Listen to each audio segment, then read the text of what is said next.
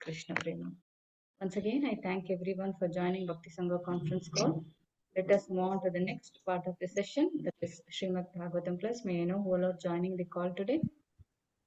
हरे कृष्ण भगवती वसुधा माता जी दंडवत प्रणाम शिला प्रभुपाद की जय गुरु महाराज की जय प्रीतिदास चालू हरे Krishna Hare Krishna Preeti Mataji, Dandavas Pranam Srila Prabhupada ki jai. Thank you Mataji for joining Bhakti Sangha Conference call. Hare Krishna.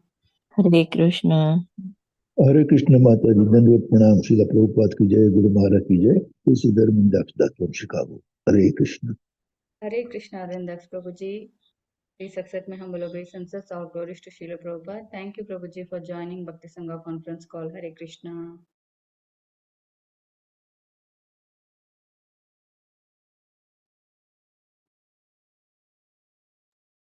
Hare Krishna Mataji, please accept my humble obeisances. All glories to Srila Prabhupada and Sri Guru and Sri Gauranga and all the assembled devotees. This is Yashwati Priya Devidasi from Chicago. Hare Krishna Yashamati Priya Mataji. Please accept my humble obeisances. All glories to Srila Prabhupada. Thank you Mataji for joining Bhakti Sangha Conference call. Hare Krishna. Hare Krishna. Hare Krishna Bhagavati Vasudha Mataji, please accept my humble obeisances. All glories to Srila Prabhupada and Shri Guru and Shri Gauranga, and all the glories to the assembled devotees. This is Manjri Leela Devi Dasi from Naperville. Hare Krishna. Hare Krishna Manjari Leela Mataji. Please accept my humble obeisances. All glories to Srila Prabhupada. Thank you Mataji for joining Bhakti Sangha Conference call. Hare Krishna. Hare Krishna Bhagavati Vasudha Mataji, please accept my humble obeisances. All glories to Srila Prabhupada. This is Vinita Gandharvika Devidasi from College Station, Texas. Hare Krishna. Hare Krishna Vinita Gandharvika Mataji. Please accept my humble obeisances. All glories to Srila Prabhupada. Thank you Mataji for joining Bhakti Sangha Conference call. Hare Krishna. Hare Krishna Bhagavati Vasudha Mataji, all glories to Srila Prabhupada. And Guru Maharaj is my humble obeisances to you and all the devotees. This is Krishna Kumari Devidasi from Rani. Hare Krishna Krishna Kumari Mataji. Please accept my humble obeisances. All glories to Srila Prabhupada. Thank you Mataji for joining Bhakti Sangha Conference call. Hare Krishna. Hare Krishna Bhagavati Vasudha Mataji, my humble obeisances to you and all assembled devotees. All glories to Srila Prabhupada and Guru Maharaj. This is Param Pavani Shama Devi Dasi from Baltimore, Maryland. Hare Krishna. Hare Krishna Param Pavani Mataji. Please accept my humble obeisances. All glories to Srila Prabhupada. Thank you so much for joining Bhakti Sangha Conference call. Hare Krishna. Hare Krishna Bhagavati Vasudha Mataji, please accept my humble obeisances. My humble obeisances to all the assembled devotees. All glories to Srila Prabhupada, all glories to Srila Guru Maharaj. This is Sushmita from Canada. Hare Krishna Susmita Mataji. Please accept my humble obeisances. All glories to Srila Prabhupada. Thank you Mataji for joining Bhakti Sangha Conference call.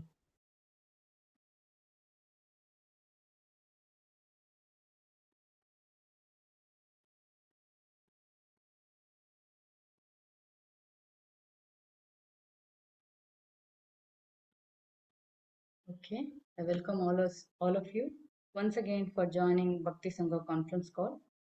Today we are really fortunate to have His Grace Chaitanya Charan Prabhu to enlighten us on the topic of Srimati appreciating the Radharani's Divyonmada, divine madness.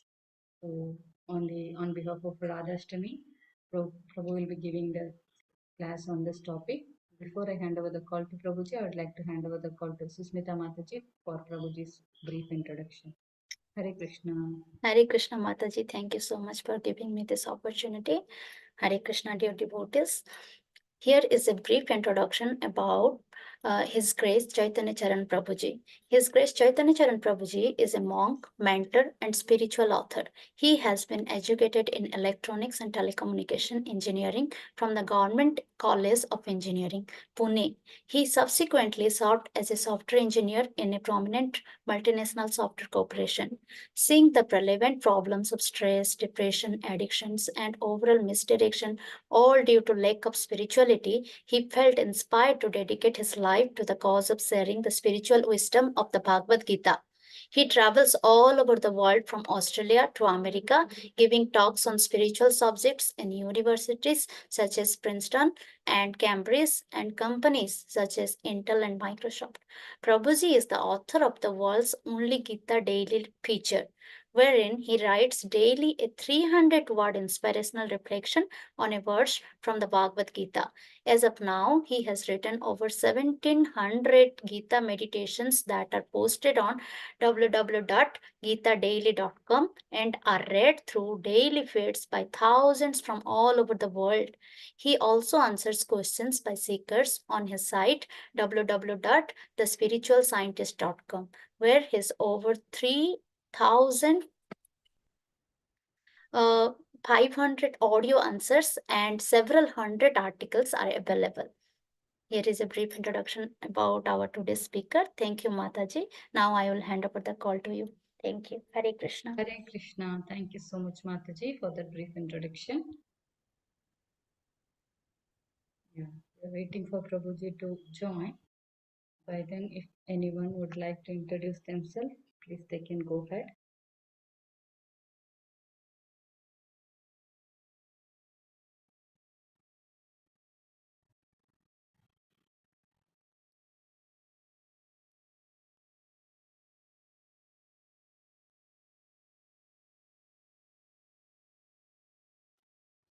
US, it is Radha Ashtami tomorrow or today, Mataji? Susmita Mataji?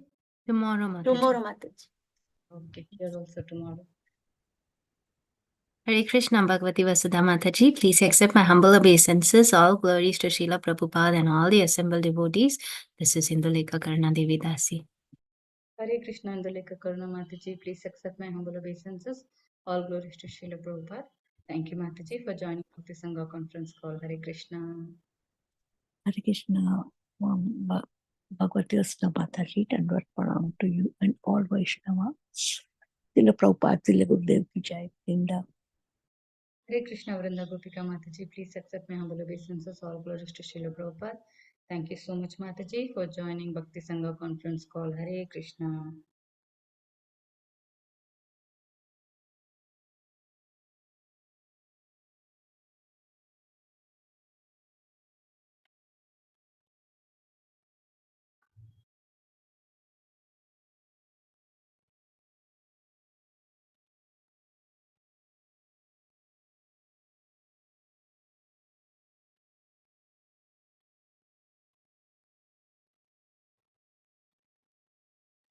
Sant Mataji.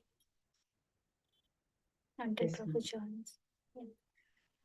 Jai Shri Krishna Chaitanya Prabhu Nityananda Shri Advaita Gadadhara Shiva Shadi Mataji Prabhuji joined. Hare Krishna, can you hear me? Hare Krishna Prabhuji, please accept our humble obeisances. All glories to Srila Prabhupada. Yes, Hare Prabhuji, we Krishna. can hear you. Thank you so much, Prabhuji, for giving your valuable time and association in this Bhakti Sangha conference call. We are really fortunate to hear from you today on the topic of appreciating Radharani's Divyonmada, divine madness. Thank you, Prabhuji. Over to you. Hare Krishna.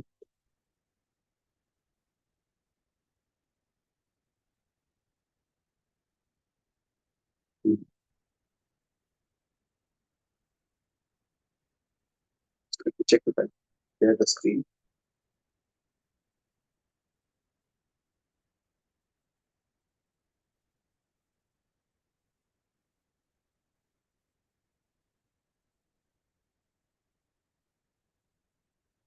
Are you able to see my screen now?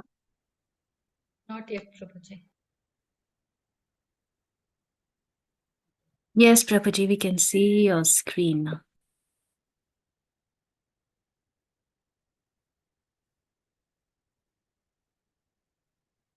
It's recording.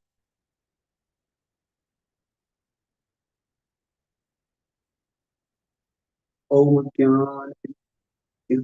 Jnananjalishalakaya Chakshuruntam Yena Tasmai Shri Gurave Namaha Namaho Vishnupadaya Krishna Prishtaya Bhutale Srimate Bhakti Vedanta Swami Namine Namaste Saraswati Devi Gauravacharini Nirvishesha Shunavadi Paschatya Deshatarini Vanchakalpatarubhascha Kripa Sindhubhya पतितानां पावनेभ्यो वैष्णवेभ्यो नमो नमः। जय श्री कृष्ण चैतन्य प्रभु नित्यानंद श्री अद्वैत गदाधार श्रीवासादि गौर भक्त वृंद। हरे कृष्णा कृष्णा कृष्णा हरे हरे, हरे Ram Ram Ram Hare Hare. May dear Lord please guide us so that we can appreciate the highest manifestation of love for you seen in Radharani. Hare Krishna. Grateful to be here with all of you today. Yes, Prabhuji. Yeah. The Radhashtami is the festival that is a very confidential festival. Radharani herself is not very explicitly mentioned in the Vedic scriptures.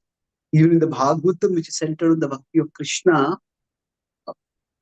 her mention is only indirect. That's because her love is so great that it is not easy to appreciate that love. That same love is talked about repeatedly in the Chaitanya Charitamrita. There, the word that is used frequently is Premonma. So, Unmad is madness. Unmadayanti lokabhaya. In the Bhagavatam, in the 11th canto, there is a description that how the great saints, they become maddened by love and lokabhaya. They just lose regard for what people are thinking. The consideration about ordinary conventions of life, they no longer consider that. And that is seen as a sign of great saintly, a great saintly elevatedness, of great emotional advancement. And that same thing is depicted in the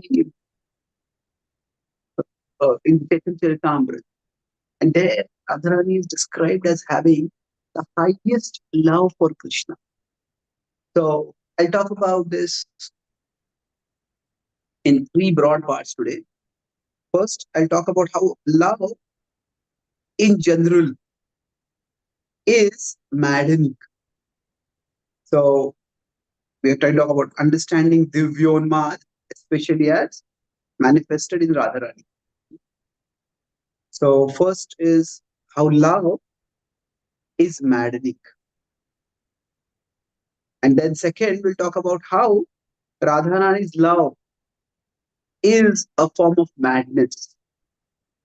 And then we'll talk about what Prabhupada would say, that we all want to be mad for Krishna. What does it mean for us in today's world? Sadhakas practicing bhakti in the 21st century. So the nature of love itself is such that it makes us believe. So first we'll just talk about love in general without any value judgment to it. And then we'll differentiate between material love and spiritual love. So the nature of love itself is such that it makes a person focus almost obsessively on the object of love, to the lack of consideration of anything else. That when, say, a mother loves the child is in danger, the mother may be ready to risk her life. To the child in the middle of the street, a vehicle is coming, mother will run in to try to save that child, even if it means risking her own life. There are cases where people get almost a surge of superhuman strength. Say if their loved one is trapped under a overturned vehicle or a truck, somehow they get the strength to lift up that, push that vehicle away and get down. Of course, this is the stuff of movies where some hero comes to rescue a heroine and does some unbelievable stunts. That, of course, may be fiction. But the idea that love makes one disregard ordinary realities. That is a characteristic of love. Now, it is not just for the safety of the object of love, then it is also about the beauty of the object of love. That in my childhood, in school, we had a story where the story was about how my mother is the most beautiful woman in the world. So a child was lost in a fair, and the child was asked, who do you come with? I come with my mother. Okay, what does your mother look like? She's the most beautiful woman in the world. Really? So then they started looking at the fair, who were all the attractive women. One by one, he said, no, this is not my child, this is not my mother. And finally, when they had almost given up, they had given up hope. Then a woman was not very attractive. She was, in many ways, what somebody would not consider very attractive. She came running, and this boy, the mother, and they ran and hugged each other. And she's certainly not the most attractive woman in the world. And the boy came to the person who was guiding us. You see, I told you, my mother is the most attractive woman in the world. So that is the vision of love. That love makes our vision such that the object of love is the most attractive. So there is what we might call as objective reality. And yes, some people are more attractive than others in terms of objective features. But there is a subjective reality. And love is rasa. Love is a subjective experience. Now, of course, in the material world, where we say the subjective reality is seen as higher than the objective, that kind of madness can be counterproductive. That can make people look foolish, reckless, dangerous, even self-destructive things. So that may be true, but the point is, love makes one sign of madness is that one becomes almost disconnected with caring for ordinary reality. A person may rush in the middle of the street without considering safety. And here a person wanting to care or protect the object of their love, a mother wanting to protect the child will also rush. So one characteristic of love is that it is a form of madness. And for us, the path of bhakti, we'll come to that in a round circle later. For us, love is anushīlanam. Bhakti is cultivation. And this cultivation actually means slowly, gradually reducing the madness that comes from mundane love. And in fact, it is like the journey from material, you could say, when you want to redirect our love. So love is a form of madness where we become so fixated with the object of love that we don't care for anything at all. Now, what we want to do is, in this madness, what happens? The subjective, how we feel or how we see the person, becomes far, far more than the objective. In love, that person is seen as the most attractive. As they say, love may be blind, but marriage is an eye-opener. So what that means is, initially the subjective reality of how attractive that person is may be overwhelming. But then when we live together with that person, work together with that person, then gradually the spell starts going off, and then the objective reality comes out. So for us, in one sense, when we want to go on the spiritual journey, there is subjective at the material level. Now the word subjective, in case it's not familiar, in this context, subject is the person who is observing. The subjective is as it is observed. So objective is how the object is. So if I am here and say this is something, so this is the object. And then how I see the object, this is subjective. So for example, if different people are asked, different people may say that this is my favorite food or that is my favorite food. This food tastes the best.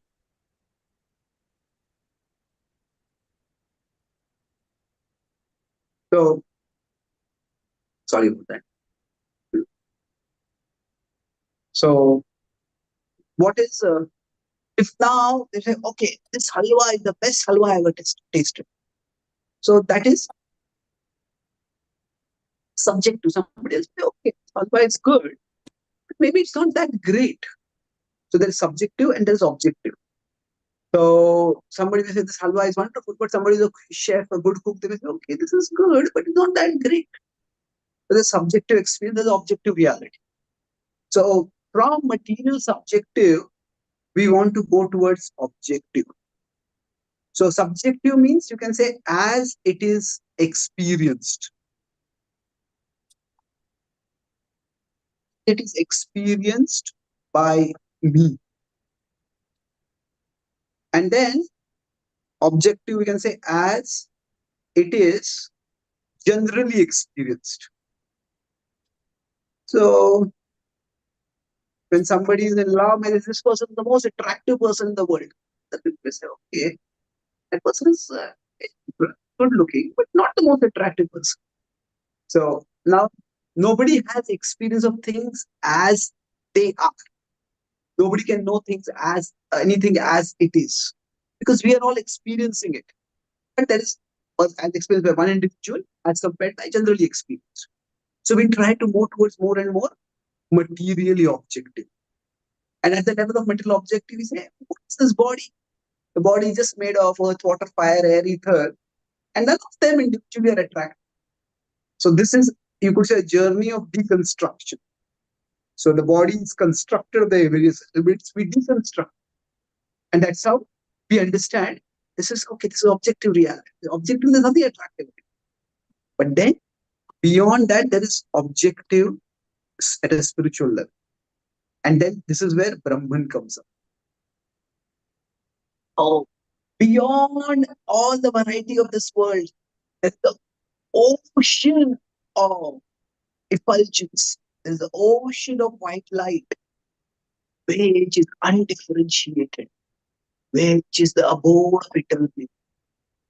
Yes, Krishna says, Amritasya Brahmano hi pratishtaham Amritasya Shastratasya dharmasya Kasya Aikandikasya. That is the ultimate goal.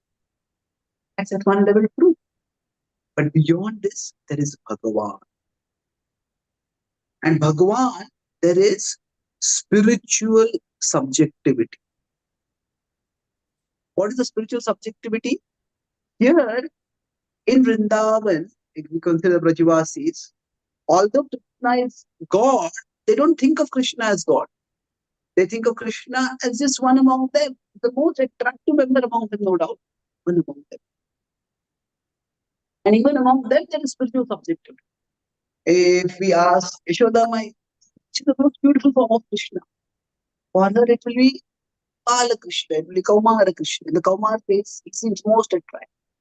For the Sakhas, when he is in the Pauganda face, oh, we go out and play that Krishna is so attractive. For Radharani and the Sakhi is the pure.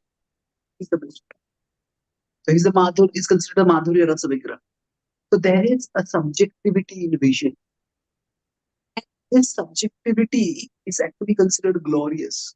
That the Brajavasis don't consider Krishna to be God, that is not considered a bad or a wrong thing. I was once giving a class and I said that the Brajavasis don't consider Krishna to be God. A person in the audience raised his hand and said, yes, people don't consider Krishna to be God. I said that's different. Because when we don't consider Krishna to be God, that is because of our ignorance. When the Brajavasis don't consider Krishna to be God, that is because of their transcendence. That they've gone beyond so much in their love for Krishna that they are no longer conscious that Krishna is God. They are aware. No way. There are many things we may be aware of, but it may not be prominent in our consciousness. So I know it, but that's not prominent in my consciousness. So the Brajavasis are like that. So love is a form of madness, and bhakti, in the ultimate sense, it is a madness in the sense that those who are devoted to Krishna They don't consider Krishna to be God. Or they don't love Krishna because he's God. They love Krishna because he's Krishna. It's just so attractive. So it is a form of. And we talk about, especially not the Aishwarya Bhava Bhakti, but the Madhurya Bhava Bhakti. Not necessarily Madhurya Rasa, but the Bhav. The word Madhurya has two senses. Madhurya Rasa is specifically the conjugal mellow, but the Madhurya Bhav is the Bhav of intimacy. So the word Madhurya is used in two distinct senses. One is in terms of the mood of intimacy. So everybody in the Vrindavan is in the Madhurya Bhav. But then there is the, you could say, the flavor of conjugal love. Specifically, it's actually amorous love. That is the rasa. So now I'll explain this word amorous, what it means. That when the gopis, when it is talked about the love of gopis and Radharani for Krishna, Bhakti Sanga Conference would use the word amorous.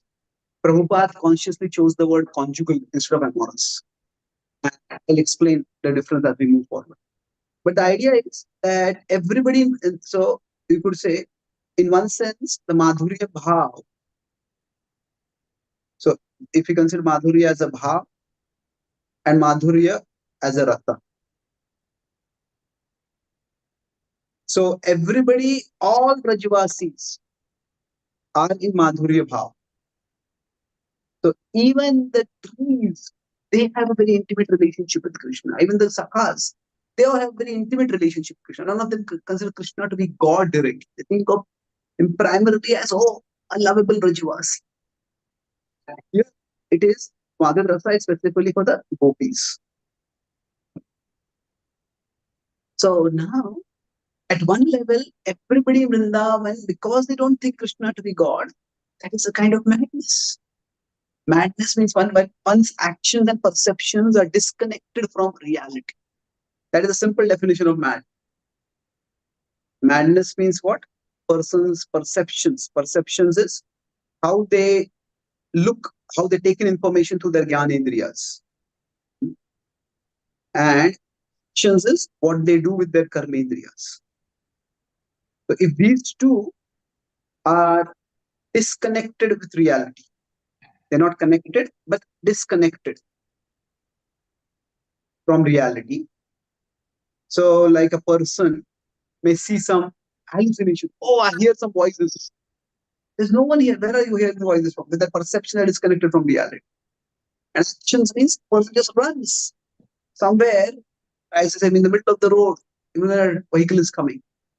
Reality, dangerous, that is connected from it. So that's considered madness. So love itself is maddening at one level. So now how is this madness manifested in Radharani and why does it become special?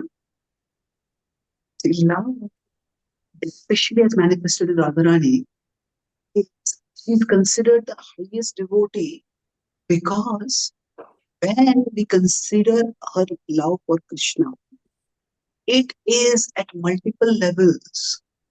She's so attracted to Krishna that for her, everything else is forgotten.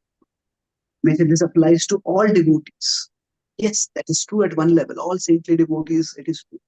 But the degree is the greatest one. So, what are the ways in which you can understand it? We'll talk about 3 levels at which this love of Radharani is a form of madness. That this love which starts manifesting in her, that love is unregulated. It is unrecognized. And it is even unreciprocated.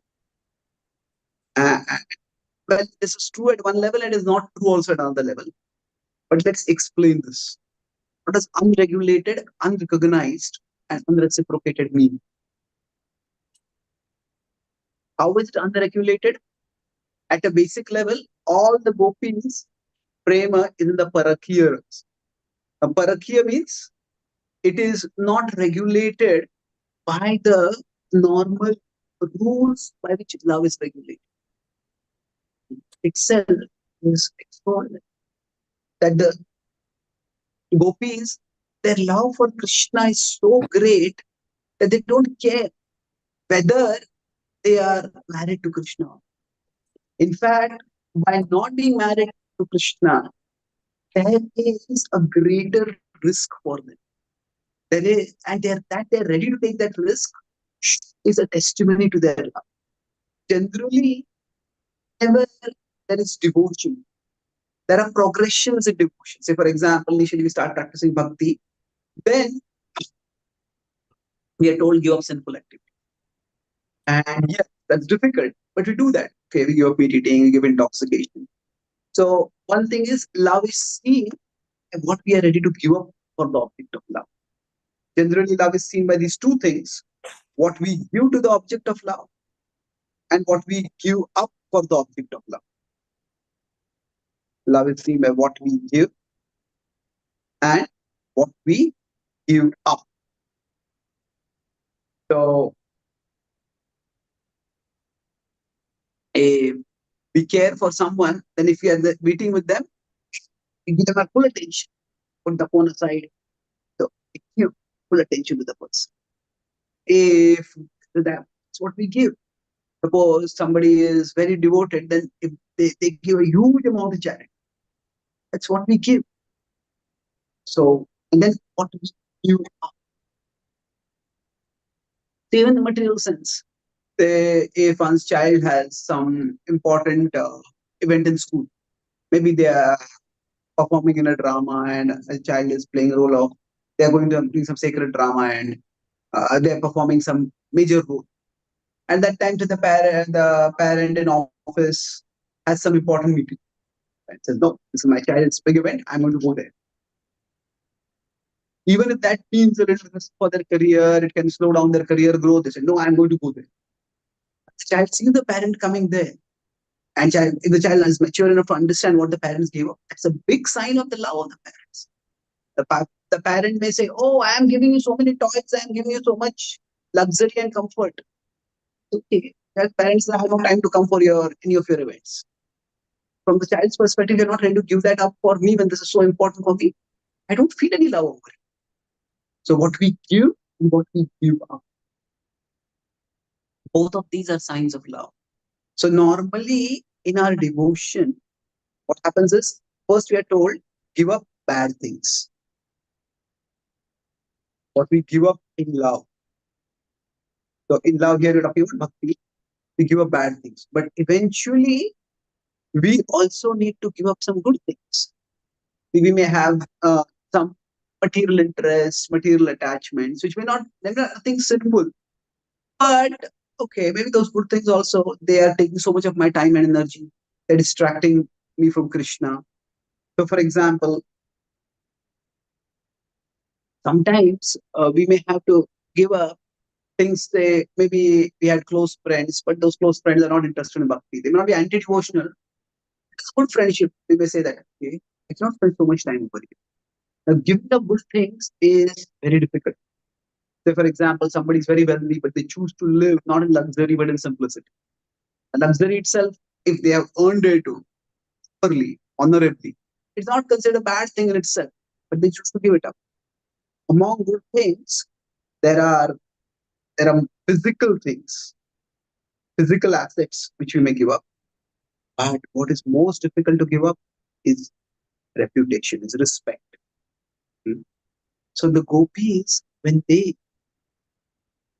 are ready to accept Krishna, even without the honor or the recognition of they being the duly wedded wife of Krishna, that is their madness. They could social will give up everything for Krishna.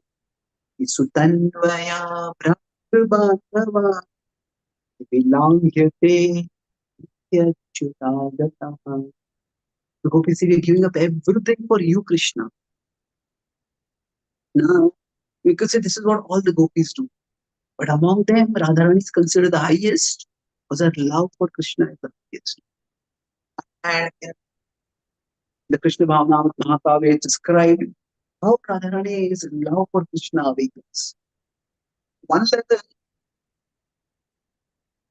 it is that Radharani, if she appears, she doesn't open her eyes, She sees Krishna. Even Krishna comes as a guest for food at their home along with his family, and he crawls over, and he's still a small kid. He crawls over and looks at the baby in the crutch. And that's the time Radharani opens her eyes. But she wants to see no one except Krishna. This is the nature of her love.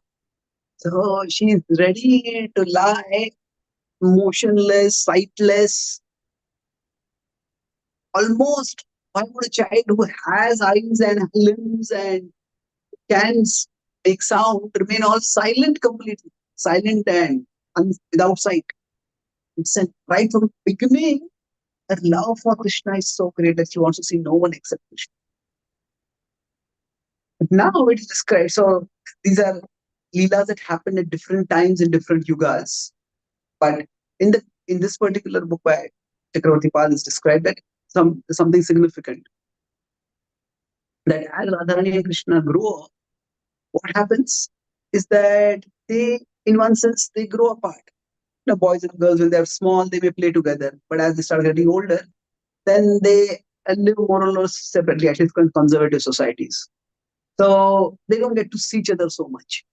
Then as they come to teenage, as they come to their puberty starts awakening, so there is what is called Anandachapa is the Purva Bhav or Purva Raga. So where the attraction for Krishna starts manifesting.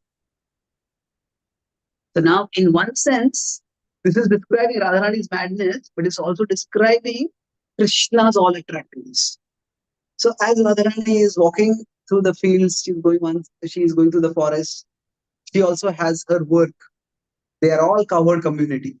So they take the butter and the milk and the curd to the shops for selling. She's going by, she hears someone playing a flute. She hears that playing of the flute. It's so captivating, so irresistibly attractive that just by hearing the flute song, she completely falls in love. Then, oh, my is lost now. Just by one feature. Now, at this point, she hears the flute song and she, where is this flute coming from? She can't see anyone. Krishna in the forest, and she has to go for her work. She cannot just leave all the Sakhis and go away alone. She doesn't know who it is, but whoever it is, the person becomes the person of her dreams. I want to be with him. And another day, when she's going through the forest, she smells the fragrance of Krishna. Fragrance is so attractive. She's captivated by it. There's a glimpse of this described in the Kumaras, that when they tasya ravinda simukha pada ravinda kinjal kamishya tulasi makarandavayo samshobhamakshar pichitta tanvo. And it's a tulsi from the lotus flower, the lotus feet of Krishna, that captivated them. And they were situated in impersonal realization, but they got agitated by it. They came to Krishna. So something similar happens, and just by the fragrance, who is this person? Who is this so attractive? She becomes captive. This person is a Lord of my heart. And she starts having a great anxiety. What kind of person am I? Two people. She doesn't know. In this time also, she has not seen whose fragrance this is. She's captivated. She's maddened by it all. She just can't. What am I to do? So, in this world, people put on perfumes, all kinds of different perfumes. The music, somebody's good at music, people can get mad for that person. So Krishna, whatever we see in a fragmented, distorted, perverted way sometimes in this world, has found its originality in Krishna. So Krishna has completely conquered her heart, but she doesn't know it is Krishna. Who is this flute player? Who is this person with such extraordinary fragments? Then another day, he's going by. What happens is Krishna is going on the other side with the sakhas. They become young. People, when they attain puberty, everybody changes. Somebody, they basically become physically quite different. So after a long time, Radharani has seen Vrindavan, Sana, and Vrindavan was not that close to each other. So they were Rajvasis. When in Barsana, Yashodamayan and the Maharaj were invited, it was an event, and they would have to get to a bullock cart and travel all the way. When the Kaliyadaman Leela, when Krishna lay in the coils of Kaliya, he waited and waited till Radharani came. It took some time for her to come, because she had to come all the way from Barsana. So these were the same broad, we could say, locality, but still different places. So they didn't interact so much. So when she saw this beautiful boy, she knew this was Krishna, because as Krishna, she had seen Krishna since the childhood growing up. Intermittently, she would see. She knew this form. She saw the form, and she lost her love. So captivating. This person was wonderful. Now, when she saw Krishna at this time Krishna was not playing his flute. And at this time, the wind was flowing downstream. Because the wind was flowing this way, her fragrance went to Krishna. But Krishna's fragrance did not come to her. So what happened was, she did not realize that this is the same person. She started thinking, woman, heart is lost to three different people. The person was such a beautiful flute player, the person was such a fragrance, and the person is Krishna also attractive. But I was in turmoil. What am I going to do? How am I going to choose? And it was when we say Krishna is Sarva Akarshak, Krishna is attractive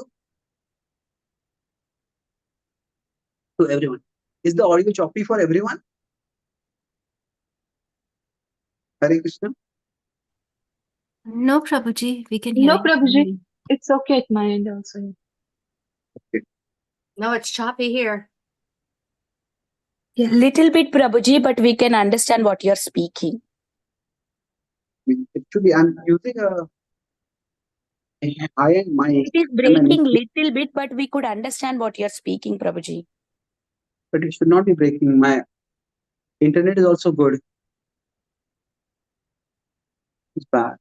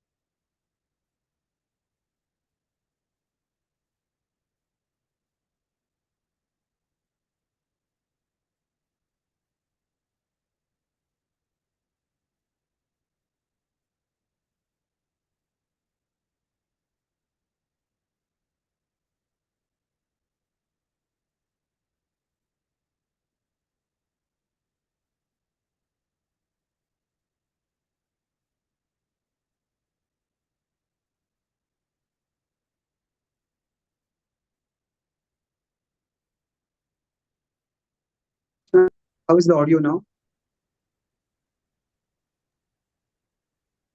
It's good, Prabhuji. Sorry? It's good. It is good, Prabhuji. You can hear. Okay. So, how it was now? state of turmoil. It's not, what should I do? What can I do? It's just, one day he was going to the forest. Then she started hearing the flute song.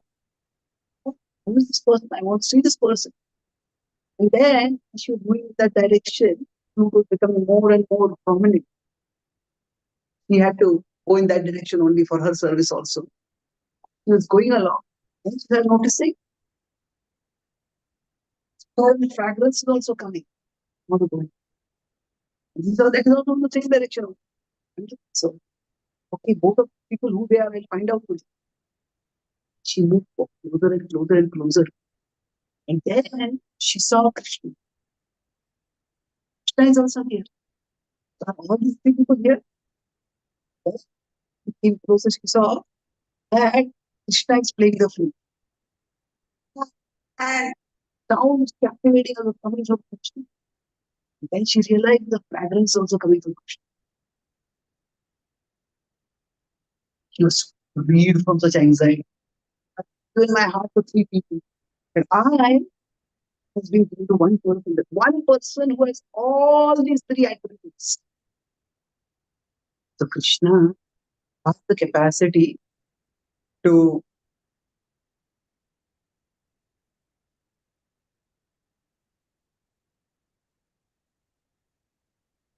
sorry, this is the internet I have. I've given classes earlier from here. Prabhuji, do you want to disconnect the other device? Okay.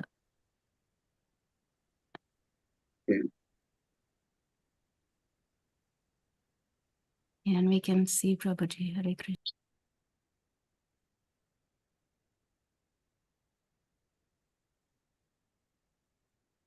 Okay. So let us see that. So then, so Radharani, her love for Krishna is not regulated by worldly conventions. That love in Parkya Bhav, it is the highest that will be there. So through her love, because of Krishna is manifest. For us, from our perspective, so any one feature of Krishna can become all in that. Some people may just hear the sound of Kirtan. They become their lifelong madness for Krishna. So even this is not working.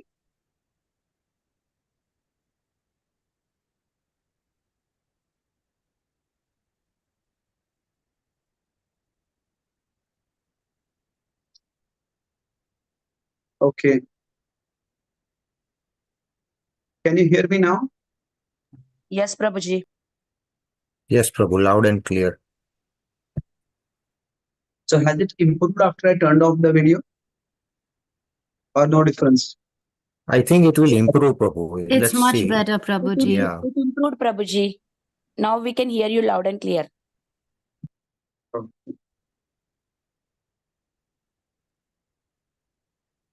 So Radharani's love for Krishna is not just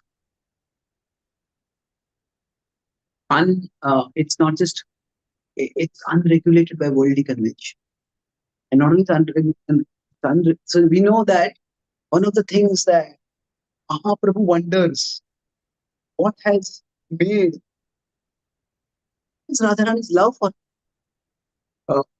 what is that love? What is that she finds in me that is so attractive? So that he sees how she is for me. It's what attractive. But this is our love is unregulated by the world. Now and by worldly conventions. Now it is unrecognized. Before Mahaprabhu himself demonstrated depicted that love, but the glory of her love was considered to be was largely unknown to the world. It is hidden in the scriptures because it is not easy to understand. It is easy to be misunderstood to be immoral, to be simply sensuous in an immoral sense. So even in Vrindavan, the way it is arranged is that Jatila and Kutila, they keep trying to stop her from going to be with him. What she is doing is something so great. love is so great, but there is opposition. The opposition does not make her give up her love. And the world may not recognize it. Of course, when Krishna comes in the mood of Mahaprabhu, when Krishna demonstrates that love, Krishna glorifies that love, Mahaprabhu. That's when that love becomes known more in the world. So even though it is unrecognized, still she's not loving Krishna for the recognition. And then in the greatest characteristic of her love is that it is sometimes unreciprocated. The world may not recognize her love, but sometimes it appears as if Krishna also does not recognize her love. So in the Gopi Geet, when the gopis are singing in the Ras Leela, Krishna leaves the gopis and goes away. The gopis are just devastated. Why has Krishna left us like this? And then at least that leaving, that seeming abandonment was temporary. But in this part, when Krishna leaves Vrindavan and goes away, दीनदयार्द्रनाथ है मथुरा नाथ कदावलोक्य से हृदयं तदलोक कातरम दैत्य भ्रामति किं करोम्यहम्. So that is the verse which Madhavendra Puri sing, and he was demonstrating the love of the plight of Radharani when Krishna had gone to Mathura. He had become, from being Vrindavan Atwar, he had become Mathurana. And there was no guarantee of when he would come back. And thus the gopis were heartbroken. So the gopis gave up everything for Krishna, and Krishna apparently gave them up and went away. But the gopis never stopped loving Krishna. Among all the gopis, Radharani is the highest. Generally, whenever we are in any kind of relationship, so we do something for the other person, and the other person does something for us. If we feel that in a relationship we are doing everything for the other person is doing nothing, we start thinking, why should I even be in this relationship? So if somebody continues to be in that relationship, from a material perspective, it can be considered very beautiful, very laudable. Of course, from a contemporary perspective, it can be considered you are being exploited, you are being abused. Now, but the point is, there is a reason to end that relationship. And that relationship is not being ended, that means there is something higher going on. So for Radharani, Chaitanya Charan Prabhu is described that when he's praying that Krishna, when you went away, it was like you set our entire being on fire. Separation from you was unbearable. We survive Krishna. But the way we are still living is that like we are like an animal who's been caught on fire. So who's in a cage that is on fire. Now, if the animal is in a cage, the animal would try to run away from there. But it's in Krishna, we as souls would have left our bodies like that cage. We are the animal inside the cage. But you said, I will come back. And that, your statement, I'll come back, is like the bolt on the cage. The cage is on fire, but the cage is bolted. The animal is burning from within, but cannot do anything. So, is it that the soul's indestructibility is our problem? You just started to live without you. We are so concerned about that. When you come back, you have said that you will come back. You will want to see us. To see that we are not there, that we have departed from the world, you will be distressed. And feeling your distress will be completely unbearable for us. Seeing you in distress is itself unbearable.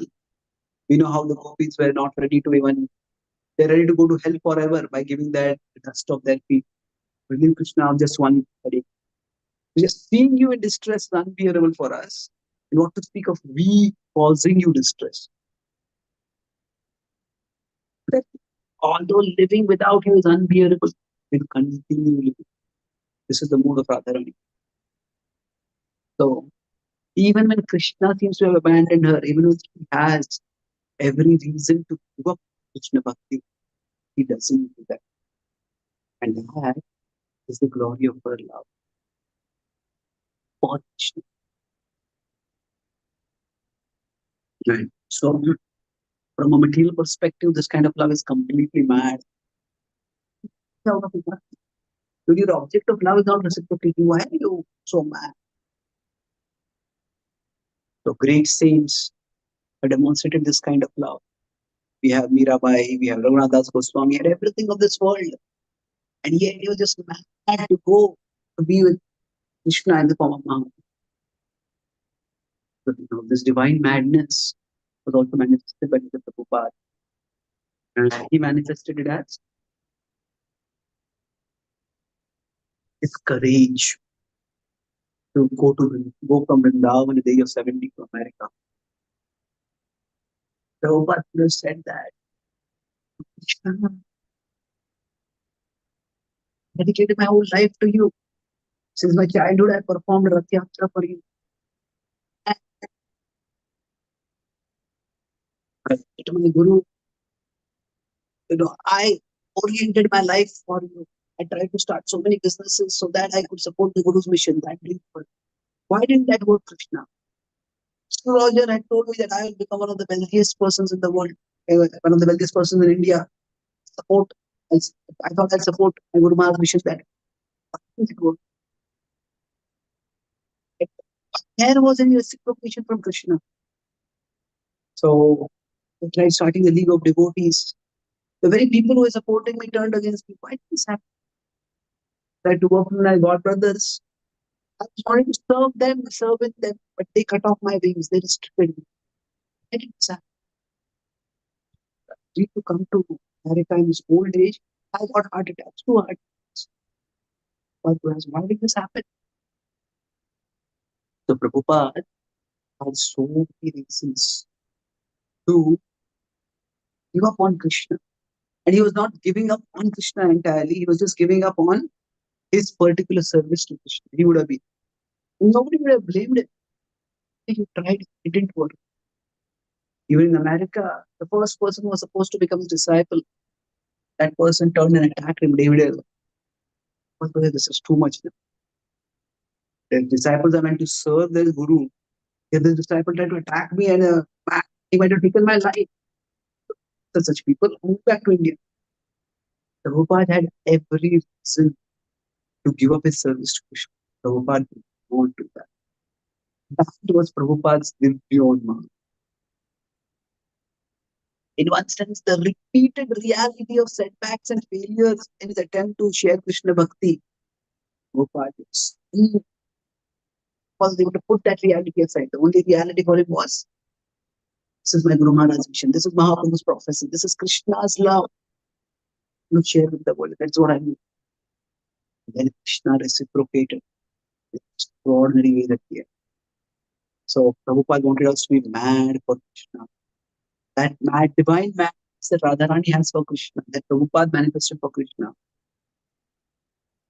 We can't be unregulated in the sense of neglecting the worldly conventions. We live in the world, we have roles and responsibility in the world. But that even when there seems to be no reciprocation from Krishna, we don't give up ourselves. So that is divine madness. That is the madness that even small fraction if we get, we will be able to march toward Krishna. Divine madness, that just as it didn't just of Radharani, the divine madness of Radharani didn't just please Krishna, it astounded. Similarly, this divine madness can astound. We cannot expect to astound Krishna, but it can attract Krishna. And this is how we all can get Radharani's mercy on this day of Radhashtami, that for her, if we get the drop of her divine madness, that we may be attracted to Krishna, unmindful of the things of this world, become absorbed in it, just as Radharani is absorbed in a small fragmented way. So her Divyonmada is our aspiration. Bhishma Pitama is remembering that when he has what is considered perfect departure, he says, Unmadamdaha, and describing the gopis as Unmada.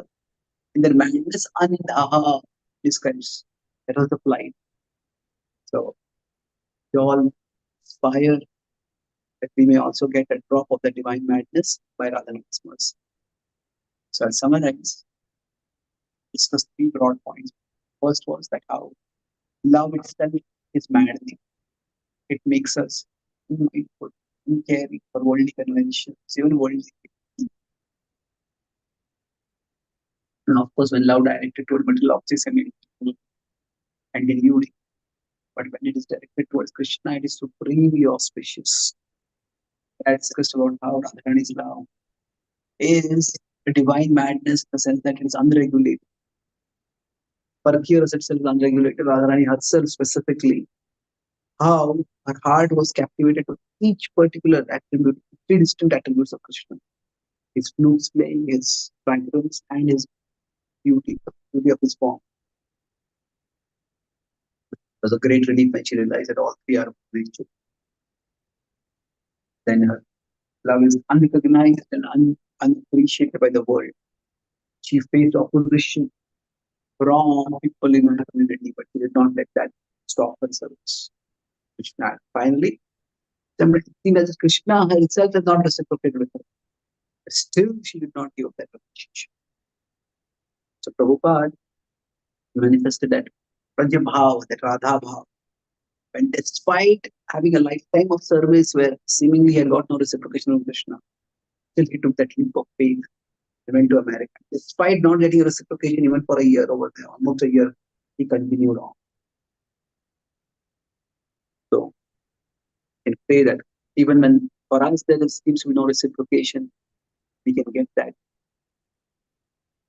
traction, conviction, dedication by which we can continue in our relationship. It will be the blessing of Srimati Radha.